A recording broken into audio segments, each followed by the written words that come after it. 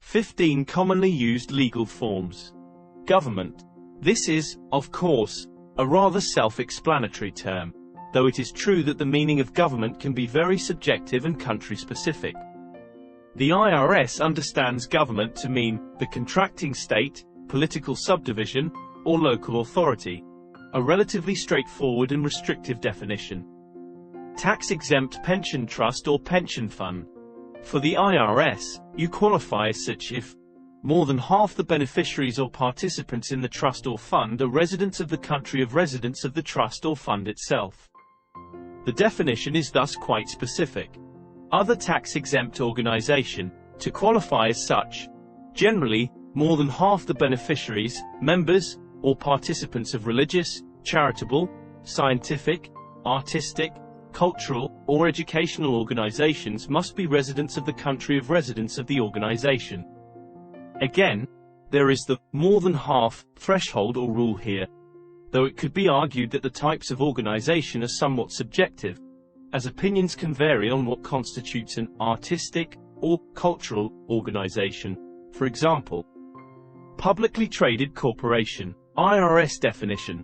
This test generally requires the corporation's principal class of shares to be primarily and regularly traded on a recognized stock exchange in its country of residence, while other treaties may permit trading in either the United States or the treaty country, or in certain third countries if the primary place of management is the country of residence. What is notable here is the primarily and regularly part. Both these tests generally need to be met. Subsidiary of a publicly traded corporation. IRS definition. This test generally requires that more than 50% of the vote and value of the company's shares be owned, directly or indirectly, by 5 or fewer companies that are publicly traded corporations and that themselves meet the publicly traded corporation test, as long as all companies in the chain of ownership are resident in either the United States or the same country of residence as the subsidiary. There seems to be strict requirements here in terms of the 50% threshold, the number of companies with ownership and the country of residence. Company that meets the ownership and base erosion test. IRS definition. This test generally requires that more than 50% of the vote and value of the company's shares be owned, directly or indirectly, by individuals, governments, tax-exempt entities, and publicly traded corporations resident in the same country as the company, as long as all companies in the chain of ownership are resident in the same country of residence, and less than 50% of the company's gross income is accrued or paid, directly or indirectly, to persons who would not be good shareholders for purposes of the ownership test. The ownership test here seems similar to the one in the point above, though different types of entities may have ownership. Company that meets the derivative benefits test. IRS definition. This test is generally limited to USMCA, EU, and EEA country treaties, and may apply to all benefits or only to certain items of income, interest, dividends, and royalties. It generally requires that more than 95% of the aggregate vote and value of the company's shares be owned, directly or indirectly, by 7 or fewer equivalent beneficiaries, ultimate owners who are resident in an EU, EEA, or USMCA country and are entitled to identical benefits under their own treaty with the United States under one of the ownership tests included within the LOB article, other than the stock ownership and base erosion test. In addition, this test requires that less than 50% of the company's gross income be paid or accrued, directly or indirectly, to persons who would not be equivalent beneficiaries.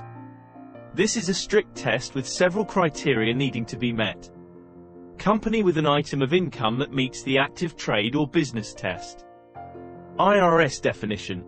This test generally requires that the company be engaged in an active trade or business in its country of residence, that its activities in that country be substantial in relation to its U.S. activities, if the payer is a related party, and the income be derived in connection to or incidental to that trade or business. This test seems fairly self-explanatory, though perhaps there could be some subjectivity regarding the definition of substantial. Favorable discretionary determination by the U.S. competent authority received. IRS definition. This test requires that the company obtain a favorable determination granting benefits from the U.S. competent authority that, despite the company's failure to meet a specific objective LOB test in the applicable treaty, it may nonetheless claim the requested benefits. Unless a treaty or technical explanation specifically provides otherwise, you may not claim discretionary benefits while your claim for discretionary benefits is pending. It therefore seems that even if a company does not meet the LOB, limitation on benefits, test, it may still be eligible for certain benefits if it can prove that it meets the requirements to claim them. No LOB article in treaty.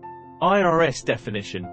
This generally requires that the entity is a resident in a foreign country that has entered into an income tax treaty with the United States that does not contain an LOB, limitation on benefits, article. The limitation on benefits, LOB, article is an anti-treaty shopping provision intended to prevent residents of third countries from obtaining benefits under a treaty that were not intended for them. Entities that are residents of a country whose income tax treaty with the United States contains a LOB article are eligible for the benefits provided in Table 1 only if they satisfy one of the objective tests under the LOB article or obtain a favorable discretionary determination from the U.S. competent authority with regard to the specific benefits. Genossenschaft.